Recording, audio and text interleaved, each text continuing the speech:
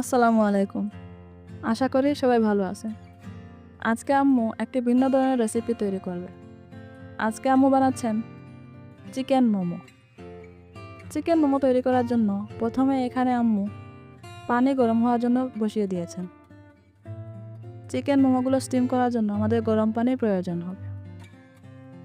এখানে আম্মু মোমোর ভিতরে পুরার জন্য সব কিছু রেডি করে নিয়েছেন। মোমো পুরের জন্য এখানে আম্মু একটি পাত্রে আস্তে আস্তে সব উপকরণগুলো ঢেলে নিচ্ছেন। প্রথমেই দিয়ে দিচ্ছেন চিকেন কিমা। এটা আমরা বাড়িতেই তৈরি করেছি, আপনারা চাইলে বাজার থেকে কিনে আনতে পারেন। তার সাথে দিয়ে দিচ্ছেন আদা রসুন বাটা। আপনারা চাইলে ছোটো ছোটো কুচি করেও দিয়ে দিতে পারেন। এবারে দেওয়া হচ্ছে পেঁয়াজ কুচি। পেঁয়াজগুলোকে একটু ছোটো ছোটো করে কুচি করতে হবে।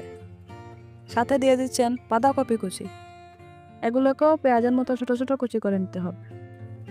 এবারে দিয়ে দিচ্ছেন মরিচ কুচি।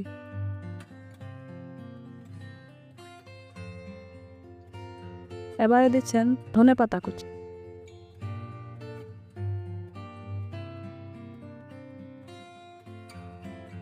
আম্মু এবার লেবুর রসটাও দিয়ে দিলেন। আমরা এখানে 2 টেবিল চামচ নিয়েছি, আপনারা আপনাদের স্বাদ মতো নিতে পারেন। এবারে দিয়ে দিচ্ছেন স্বাদ মতো লবণ। এই সবগুলোকেই হাতের সাহায্যে ভালোভাবে মিশিয়ে নিচ্ছেন।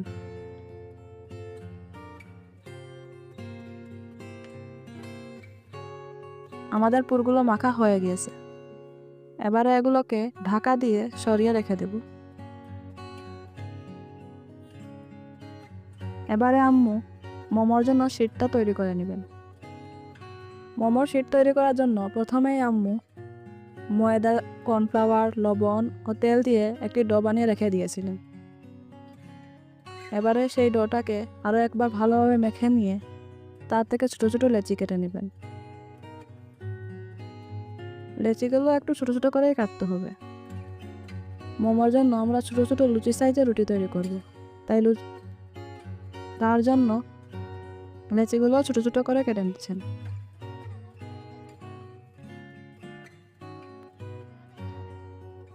দেখুন, এই সাইজের লেচিগুলো কাটতে হবে।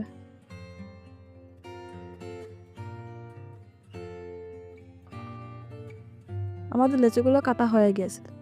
এবার এটাকে ভালোভাবে মেখে নিয়ে গোল করে দিয়ে ছোটো ছোটো লুচি আকারে রুটি তৈরি করে নেব।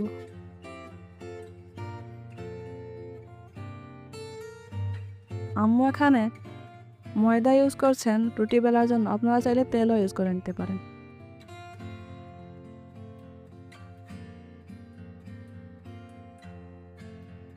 এভাবে ভালো করে ছোটো ছোটো রুটি তৈরি করে নেওয়া হচ্ছে।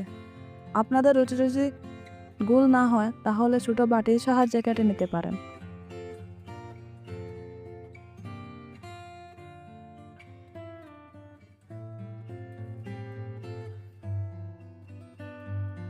দেখুন, আমাদের একটি রুটি তৈরি হয়ে গিয়েছে। এভাবে কিছু রুটি তৈরি করে নেওয়া হলো। এবারে রুটির ভিতরে ভালোভাবে পুর দিয়ে দেওয়া হচ্ছে। আমরা যেহেতু বাড়িতেই বানাচ্ছি তাই একটু বেশি করে পুর দিচ্ছি, আপনারা আপনাদের ইচ্ছা মতো দিয়ে দিতে পারেন। এবারে রুটির 2টি সাইডকে নিয়ে ভালোভাবে চেপে চেপে শেপ দিয়ে দেওয়া হচ্ছে।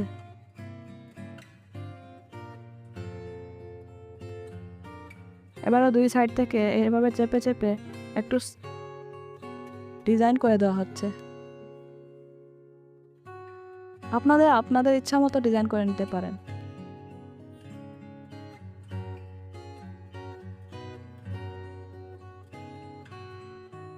দেখুন, এইভাবে 2 সাইড থেকে ভাঁজ করে মোমোর শেপটা দেওয়া হয়ে গেছে। দেখুন, আমাদের একটি মোমো তৈরি হয়ে গেছে। এইভাবেই আরও কিছু মোমো তৈরি করে নেওয়া হচ্ছে।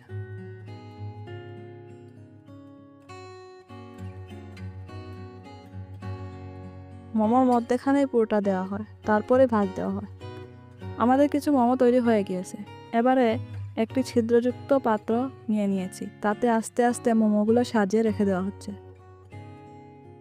আপনাদের কাছে যদি এরকম পাত্র না থাকে তাহলে একটি স্টিলের পাত্র বা থালা ছিদ্র করে নিতে পারেন, তাহলে এরকম একটি পাত্র তৈরি হয়ে যাবে।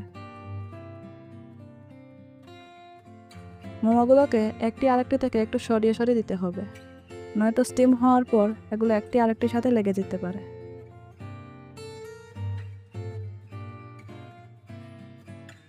আমাদের মোমোগুলো রাখা হয়ে গিয়েছে। এবারে ঢাকা সরিয়ে পানিটা চেক করে নিচ্ছেন আম্মু। পানি গরম হয়ে গিয়েছে। এবারে সেই পাত্রটি গরম পানির উপরে বসিয়ে দেওয়া হচ্ছে।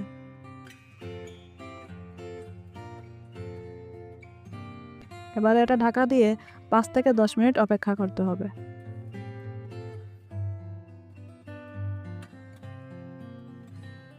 আপনাদের যদি আমাদের এরকম ভিডিও ভালো লাগে থাকে তাহলে অবশ্যই আমাদের চ্যানেলটিকে সাবস্ক্রাইব করবেন। আমাদের ভিডিওগুলোকে লাইক, শেয়ার এবং কমেন্ট করে পাশে থাকবেন। 5-10 মিনিট হয়ে গেছে, আমাদের মোমোগুলো সেদ্ধ হয়ে গেছে।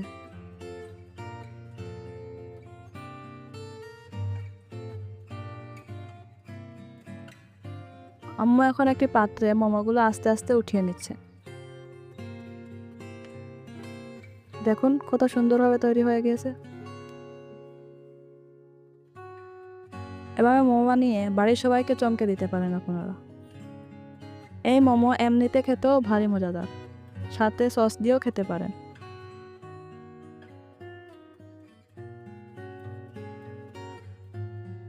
দেখুন কত সুন্দর তৈরি হয়ে গেল আমাদের চিকেন মোমো। মোমোগুলো দেখতে যেমন লোভনীয়, খেতেও কিন্তু অসাধারণ। নিশ্চয়ই বাড়িতে বানিয়ে খেয়ে দেখবেন। দেখুন আমাদের চমৎকার চিকেন মোমো তৈরি হয়ে গেছে। বাড়িতে বানিয়ে খেয়ে রিভিউ দিতে ভুলবেন না কিন্তু। ধন্যবাদ।